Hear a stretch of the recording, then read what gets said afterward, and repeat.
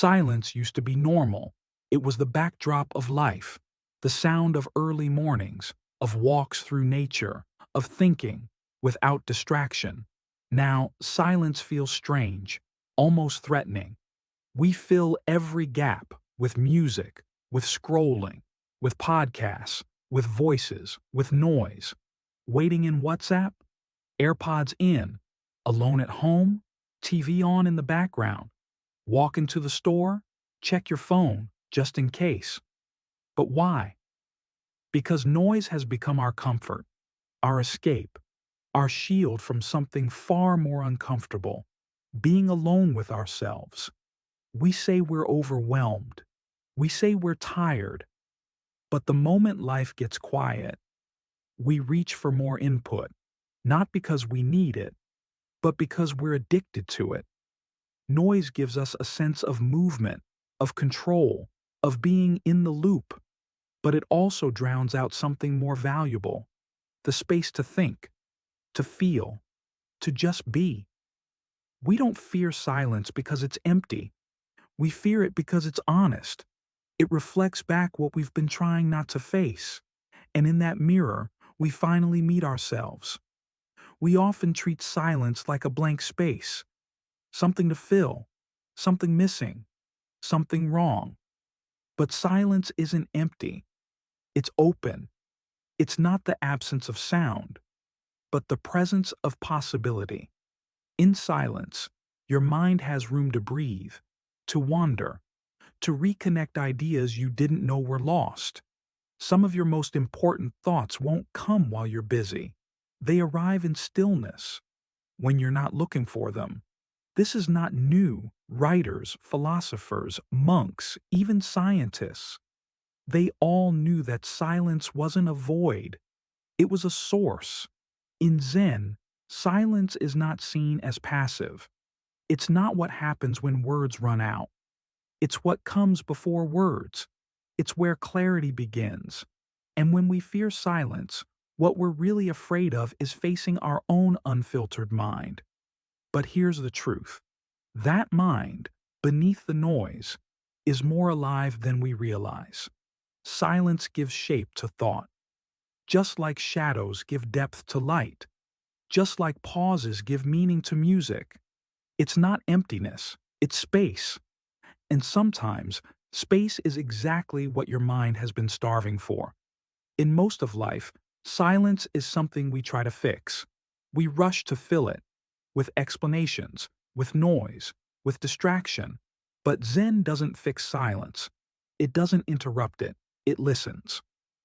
To a Zen monk, silence is not awkward, it's not uncomfortable, it's a teacher. The stillness between moments, between breath and thought, is where awareness begins. In Zen practice, the silence is not a break from the lesson. It is the lesson.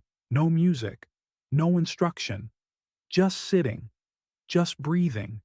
It may look like nothing is happening, but in that nothing, everything becomes visible. The mind stops chasing, the body settles, and suddenly, what matters surfaces. Zen doesn't use silence to escape the world.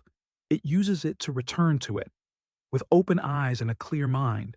When words end, Zen remains. When thoughts quiet, presence begins. In the West, silence often means someone should speak. In Zen, silence means someone is finally listening. Modern life moves fast, not because it must, but because it fears what happens when it slows down. Silence can't be monetized. It doesn't produce. It doesn't perform. It doesn't respond on demand. And that makes it dangerous. We've built a world that runs on noise. Social media demands reactions. Workplace culture rewards constant communication. Even rest has become a performance.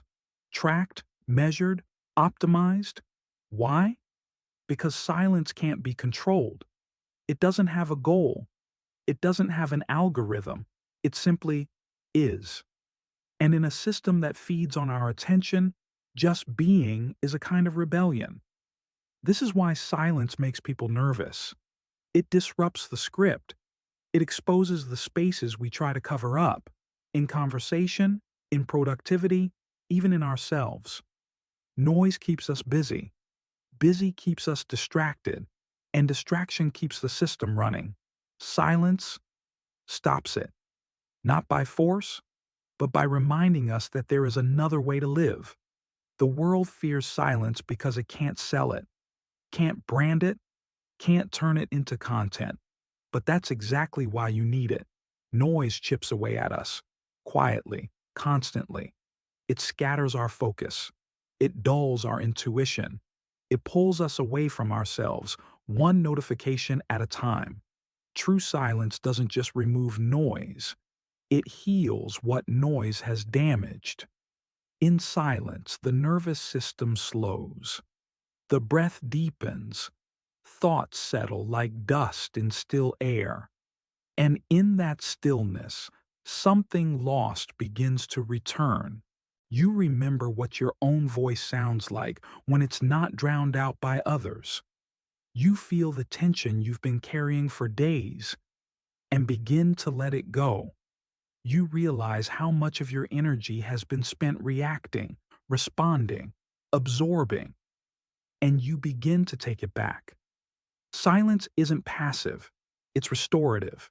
It gives your mind the chance to reorganize, to connect ideas, to see what's been ignored.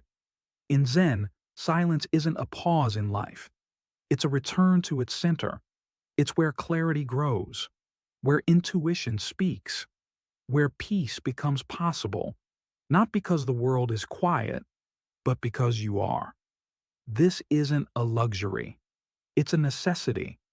Because if we don't make space for silence, the noise will make decisions for us. What would happen if you didn't fill every moment? If you didn't check your phone the second it got quiet? If you didn't rush to reply, to scroll, to speak? What if silence wasn't something to escape, but something to return to? You don't need to quit your job. You don't need to move to a mountain temple. You only need to notice where noise has replaced presence, where reaction has replaced reflection, and then stop. Even just for a minute. Sit, listen. Let the space widen. Let your thoughts slow. Let your senses sharpen. Let yourself, the one buried beneath all the doing, begin to reappear. You won't find silence by chasing it. You find it by not interrupting it. So the next time you feel that itch, to fill, to distract, to speak, ask yourself, what if I didn't? What if you left the space empty? What might arise in that stillness you've been avoiding? Maybe, in doing less, you'll remember more. And maybe that silence you once feared was the very thing you've been needing all along.